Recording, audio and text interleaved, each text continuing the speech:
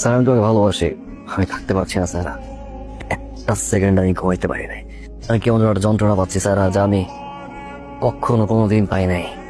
আমি তোমাকে ভালোবাসি স্যার, আর আমি এটাও জানি তুমি আমাকে ভালোবাসো। শুনলাম কোন এক নেতার ছেলের সাথে তোমার বিয়ে হচ্ছে, আমি জানি না কে। চাপটা কিসের স্যার, পরিবারের, নেতার নাকি নেতার ছেলের? স্যার আমি চা খেতে গেলেও 500 বাইক আমার পিছনে থাকে, আমি ভিপি তুষার। আর যাকে ভালোবাসি তাকে উঠাই নিতে কত হাজার বাইক পিছনে থাকবে তুমি জানো স্যার। বাট আমি এগুলো চাই না, একটা ওয়ার্ডে আমাকে একটা অ্যান্সার দাও স্যার। আই প্রমিস আমি এখান থেকে চলে যাবো sir. Do you love me, yes or no? তোমরা বলো না।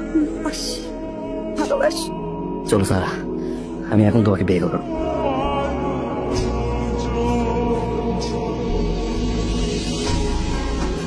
মিথ্যা, আমি তোমাকে কখনো ভালোবাসি না। ও তাহলে কেন একসাথে এত ঘুরলাম, কেন ভালোবাসালাম? কি বুঝো নাই আজকের এই দিনটার জন্য? এখনো বুঝতেছো না? দেখো তো চিনো কিনা, মনে পড়ে পড়ে না? অবশ্য মনে না পড়াটাই তোমার জন্য খুব স্বাভাবিক। এরকম ঘটনা তো তোমার জন্য এক না একাধিকবার ঘটে, অহরহ ঘটে, সবসময় ঘটে, তাই না? আমি তো কষ্ট করে মনে করে দিই।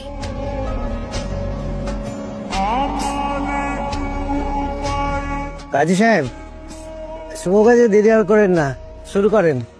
কি বলেন বে সাহেব? হ্যাঁ, শুভ কাজে দেরি করতে নাই, শুরু করে দেন। বুঝলাম না আঙ্কেল, ছেলেটা এত মেয়ের মতো একটু হবে না আঙ্কেল, হবে আঙ্কেল?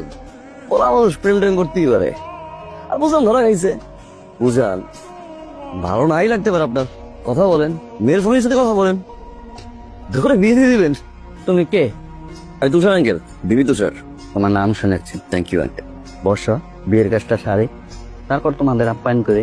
না আঙ্কেল, আমার আবার একটা মিটিং আছে আঙ্কেল, আমি বেশিক্ষণ বসবো না, আরেকদিন আসবো। আমি আসছি বরকে উঠে নিয়ে যেতে।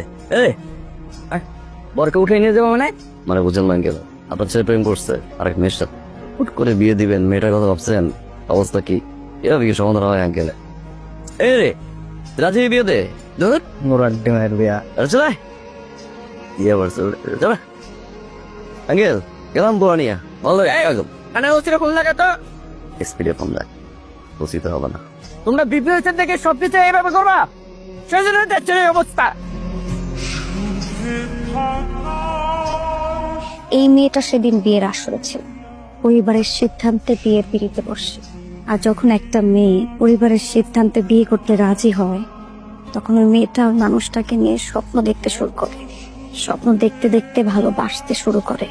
কবুল বলার আগ মুহূর্তে যখন ওই মেয়েটার সে স্বপ্ন আর ভালোবাসাকে ছিনিয়ে নিয়ে যাওয়া হয়, তখন ওই মেয়েটা কেমন লাগে সেটা আপনি বুঝেন? ঠিক পাবেন, সেটা আপনার বুঝতে হবে না। পরিবার, আত্মীয়, সমাজ, সবার সামনে যখন মেয়েটার বিয়ে ভেঙে যায়, মেয়েটার কেমন লাগে সেটা কি আপনি বুঝছেন? কতটা ছোট হতে হয়, কি পরিমাণের কথা শুনতে হয়, কি কি ফেস করতে হয় সেটা কি আপনি বোঝেন? ও তাদের সাথে তো মেয়েটার পরিচয় করে দেবে। মেয়েটা আমার বোন তুলি, 5 মাস আমি, আমার মা, আমার বাবা একটা জীবন্ত লাশ নিয়ে ঘুরে বেড়াচ্ছি। আমার বোন ঠিকভাবে হাসে না, কথা বলে না, খায় না।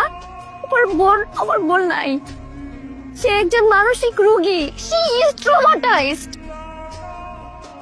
সেদিনের পর থেকে আমি সিদ্ধান্ত নিয়েছি, 1 দিন পর হোক, 2 দিন পর হোক, 3 দিন পর হোক, কিংবা 5 বছর পর হোক, আমি 1 সেকেন্ডের জন্য হলেও ফিল করাবো